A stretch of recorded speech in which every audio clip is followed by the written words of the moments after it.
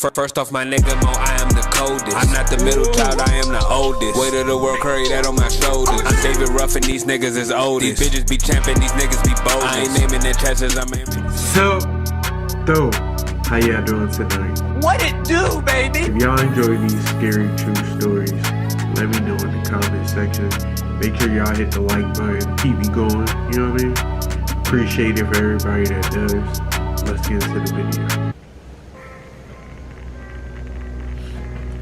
Here we go.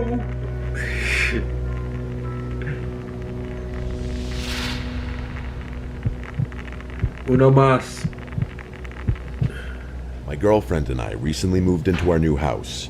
It's honestly the home we've been dreaming of. The perfect fit for us. That's good.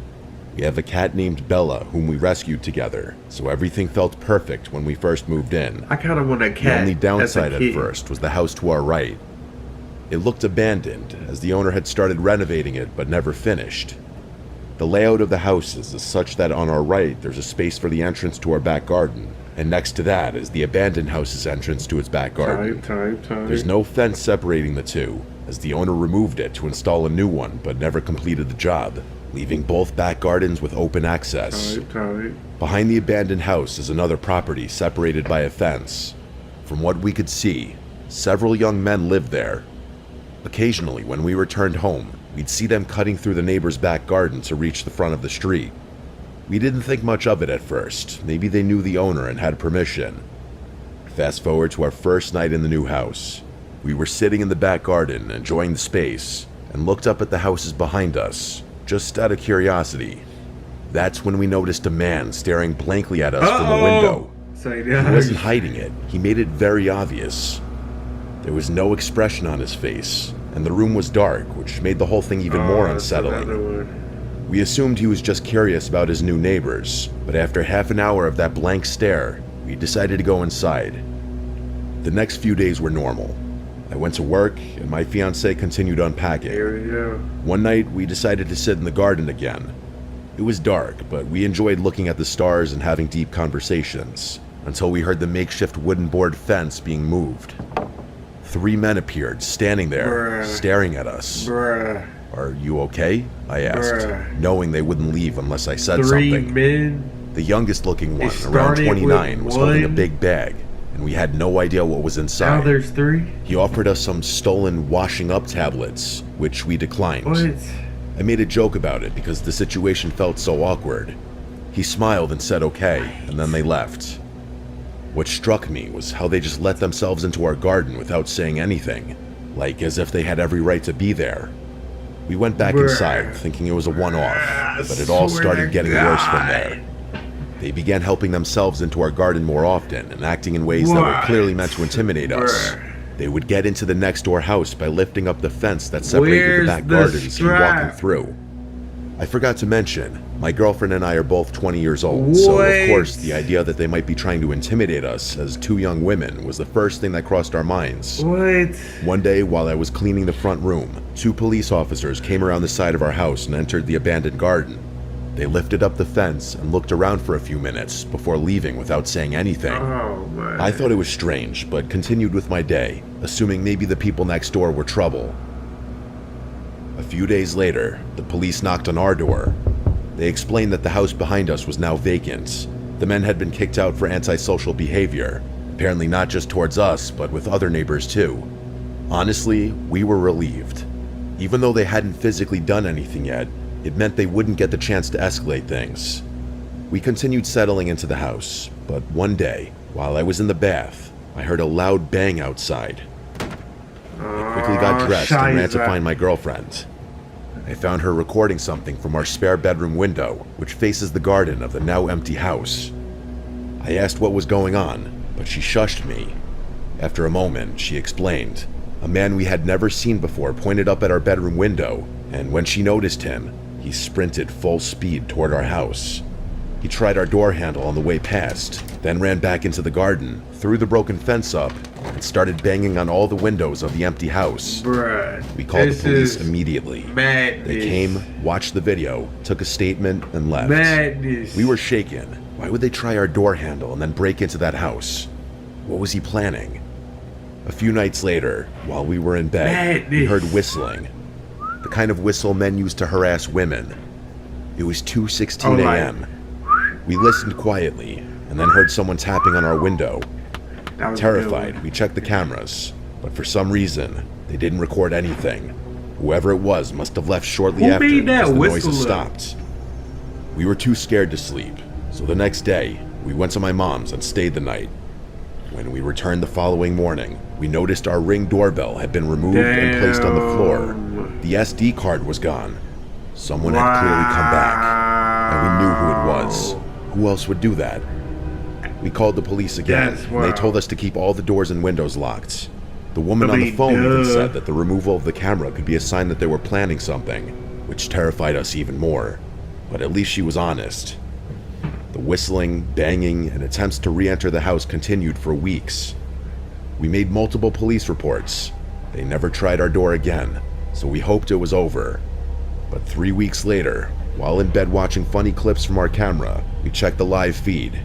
That's when we saw a man outside, wearing a black mask covering his mouth and nose, with his hood up, standing in front of our garden with his arms spread wide, like he was imitating Jesus on the cross. He stared up at our bedroom window with his head tilted. We froze. At the time, we had moved the camera inside the house, so it didn't record. We were so shaken we didn't even think to screen record. He then spoke, but we couldn't hear what he said. Then he turned around, walked to the opposite side of the street, and just stood there, staring at our house for about 30 minutes. We called the police again. They said it wasn't illegal to stare at someone's property and dismissed the whole thing, even when we told them what he did on our lawn. They made us feel like we were overreacting. We couldn't sleep for days. Any noise outside terrified us, even normal ones. Then, one night at 2:52 a.m., we got a notification. I woke my girlfriend and said, "Someone's outside, I know it. Please check the camera." She did, and there they were. 2 masked men coming from the side of our house, shining flashlights into our windows. One of them, the same man who had been harassing us, was holding what looked like a crowbar. Why us? What was the point of this? For days on end, he would stand across the street, pointing, waving, or shouting things up at our window. Every time we looked, he would stare blankly at us. It was clearly meant to scare us, and it worked. We kept contacting the police, but they've done very little. The harassment continues. We've got cameras now, and we record everything, but we feel powerless. Just earlier today, he stood outside again, staring up at us. We got it on video, and we're absolutely terrified, but we'll update if anything else happens. Man, you tripping. I'm getting my get back for sure. Like, ain't no way I'm not getting my get back, bro. Oh my goodness. Let me preface this by saying I'm not crazy. I know how this is gonna sound. Paranoid, unhinged, delusional, but I swear, everything I'm about to tell you actually happened. It started with a face, or more accurately, faces that all looked just slightly off. 3 months ago, I ended a relationship with my ex, Caleb. We'd been together almost 2 years, and the breakup was long overdue. Oh, okay. Caleb wasn't violent or anything. He never hit me, but he was controlling and possessive in that low-key and calculating kind of way. Perhaps the worst kind of way. He'd do things like track when I'm on my phone and quiz me on things I'd done that day to see if I'd give the same answer twice. Okay. After I left him, I changed my number, disabled my social media, and even moved apartments. I thought I was in the clear. Then came the barista. Get with a girl that it was a Tuesday morning. I stopped by this little hole-in-the-wall coffee shop near my new place. I'd only been there once or twice.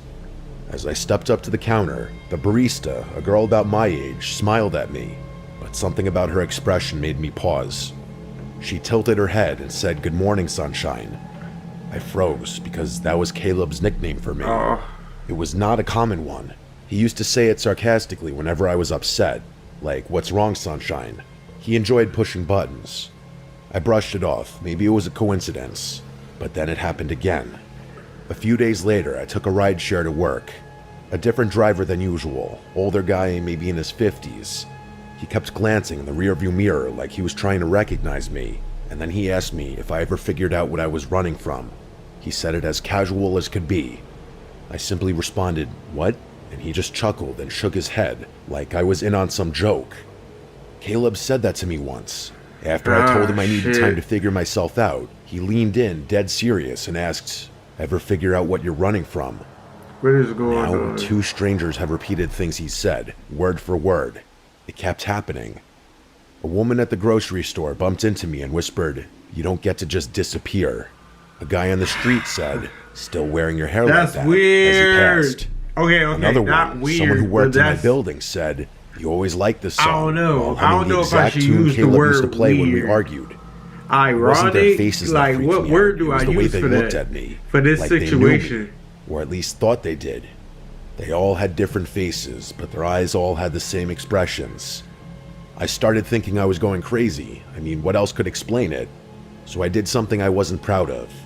I contacted Caleb. Not directly. I sent a message to his sister. I told her to tell him to stop. I figured maybe he hired a private investigator. Maybe he was stalking me or pulling strings, telling people things about me. I just wanted it to stop. She texted back the next day, saying, "I don't know what you're talking about. Caleb's in rehab. He's been there for 6 weeks with no phone." Damn. I didn't believe her. I thought she was He covering trying to for better him. himself. That is, until I saw a picture she posted of him on Facebook a week later, looking pale and sunken in, holding one of those one-day sober chips. So it couldn't be Caleb, Yeah, he or trying at least not directly. to better himself, bro. I couldn't shake the feeling that these strangers knew things they shouldn't, though. One night, I stayed late at work. I didn't want to go home because my apartment didn't feel safe anymore. Not that anything bad happened inside of it, I just didn't like being alone. Around 10 p.m., I finally called it a night. Okay, I'm gonna leave it alone. I walked the 10 minutes to my place, Fellas, you keeping know my what head I'm already down, thinking. headphones in, but no music playing. Something I learned to do so I could still hear if someone was following me. When I turned the corner onto my block, I saw someone sitting on the stoop of the building across from mine. A young man with his hoodie up but his head down. I almost ignored him until he spoke. He said, "Cold out tonight, huh, sunshine?" I stopped walking. He didn't look at me, he just stared at the sidewalk like he was reading something on it. I slowly walked past and didn't say a word. When I reached my building, I went upstairs and locked every bolt on the door. As you I should. sat on the couch for hours, just listening to nothing. Eventually, I fell asleep. The next morning, I woke up to find my doormat flipped over. That might not sound like a big deal, but I live alone, and the door to my unit is on the top floor. You don't just accidentally walk by my place. I said that. The underside of my mat had something thing when I scribbled was in in pen. Charlotte. It said, "You can change your face too." I was if on you the want, top but I'll floor. still Ain't no recognize reason you." to come up here I didn't know what it meant, but I still threw unless up. you my neighbor. That day, I booked a hotel for the weekends. I left my apartment without packing anything. I didn't feel safe even grabbing clothes. I just needed to be somewhere crowded. The hotel clerk gave me a room on the 4th floor. It was small, quiet, and kind of stuffy, but it felt safe. But only until around 2 a.m., when someone knocked on my door. There were 3 slow knocks. I sat up in bed and waited. They knocked again eventually. I peeked through the peephole, and it was a woman, maybe in her 40s. Her face was totally blank and expressionless. She was just staring straight at the door. She didn't say anything, so I didn't make a sound, and eventually she left. It was one of the most disturbing things I'd ever seen. The next morning, I asked the front desk if someone had come by to my room. They said no one should have been up there, especially that late. All the rooms on my floor were vacant. Wow. That's when it clicked. These weren't random people.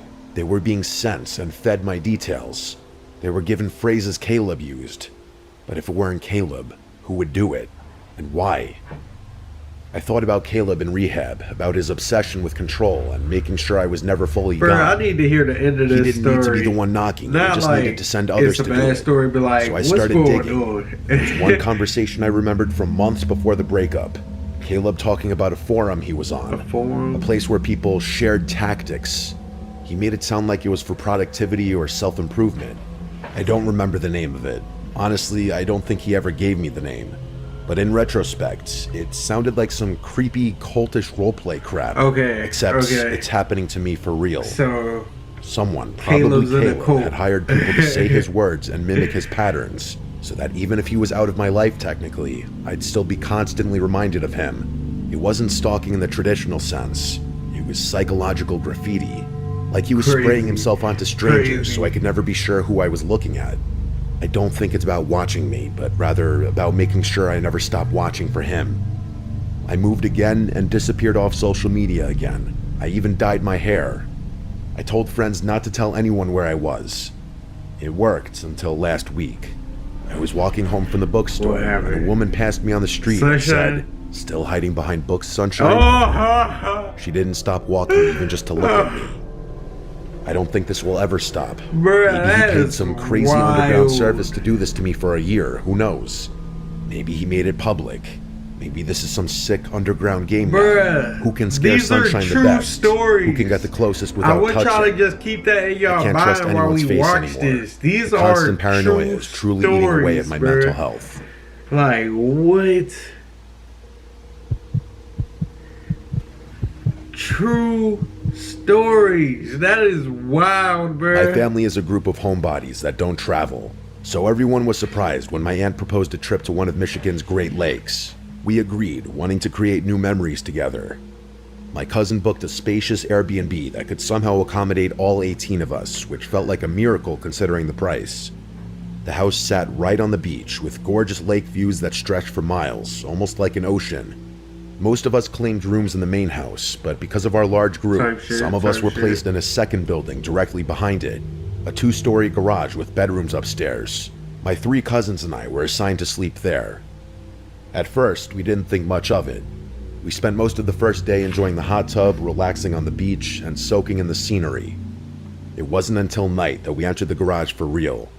The space was outdated and neglected, with carpeted bathrooms that smelled like mold, stained bed linens, and a poorly secured latch on the door. Ugh, Clearly, the cleaners focused on the main home I'd and be ignored mad the as garage. shit.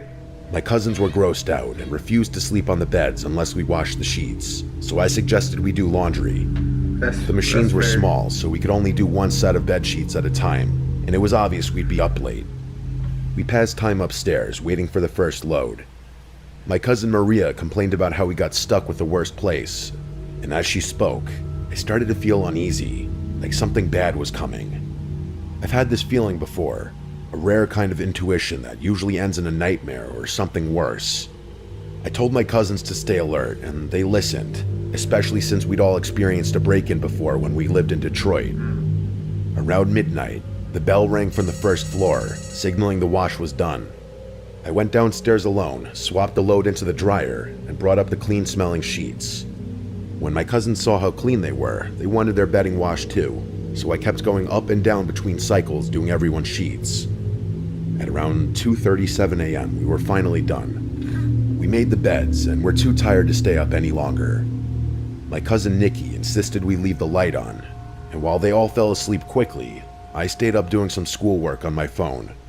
I'm a light sleeper, Me something that stuck with me since the too. break-in, and I remained hyper I aware of just my been a surroundings light even while half sleeper. asleep. Then, around 3 a.m., a loud bang hit the garage door, like someone had thrown their body against it. I sat up, startled, but my cousins didn't move. I tried telling myself it was just wind, though the noise was too heavy for that. Still, I stayed quiet and tried to sleep. But then it happened again, same deafening crash, this time shaking the garage door. The building trembled from the impact. Bruh. I was fully awake now, watching the lamp-lit room as my cousins continued to sleep. No animal or gust of wind could cause that. 20 minutes later, the third boom hit. The garage shook again, and finally, 2 of my cousins bolted upright. I asked if they heard that, already knowing the answer.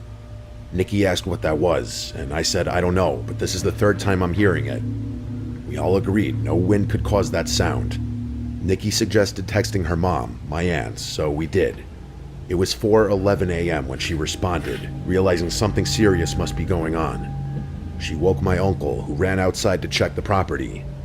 We stayed upstairs, too afraid to move, until we heard knocking.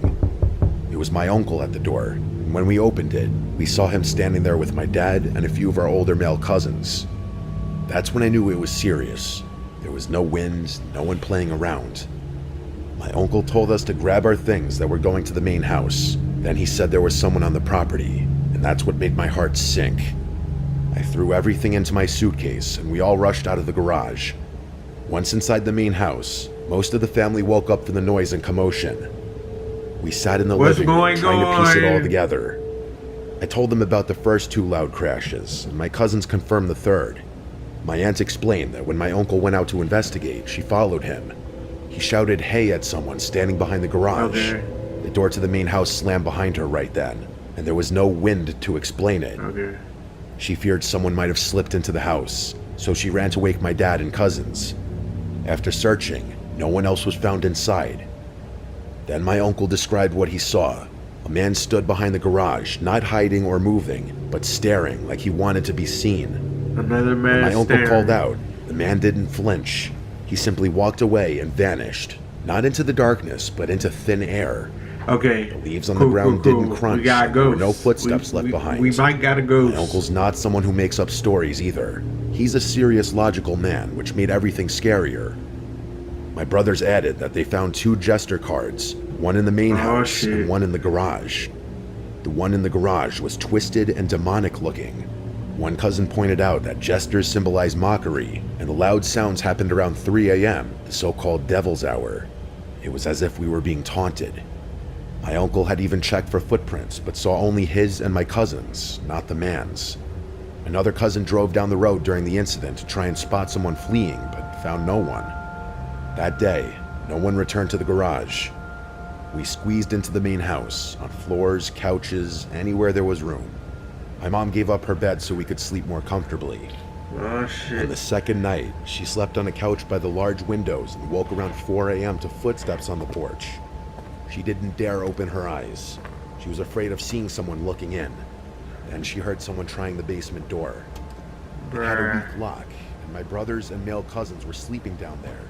The door rattled as someone tried to break in. Don't nobody hear it down there? Mom rushed to the basement, but by the time she reached the beachside entrance... Make sure y'all hit that like button, subscribe to the channel if you're not subscribed. The first story was mid. The second story was probably the best story out of the 3. And that third story was ass, bruh. Let me know if y'all feel the same way. If y'all got better horror stories, true stories, send them to me. Instagram, Snapchat, comment section, send them to me. I'll catch y'all in the next one. I told myself no bagger, you can just keep your love, I'm cool with it. Try to let them in, they backing up, they said can't handle it. Just give me some time, my man is it. She said she need my heart, so why she down the shit? Yeah. Outside the game slide. Yeah, sitting there for the coupe, outside the game slide. Yeah, sitting there for the. I got a bad bitch on me, yeah, sitting there for the. Yeah, sitting there for the coupe, outside with the gang we slide. Yeah, bad bitch on my line, she getting too red beside it. Yeah, puts in function, I got a game beside me. Said I be making her mad, she getting too red like Target. I just can't get my mama off me. Said she want more, I think she lost with me. We can go back for man, we doing that. Keep it cool. Keep it classy. We love you. Stay awesome. Always. And forever.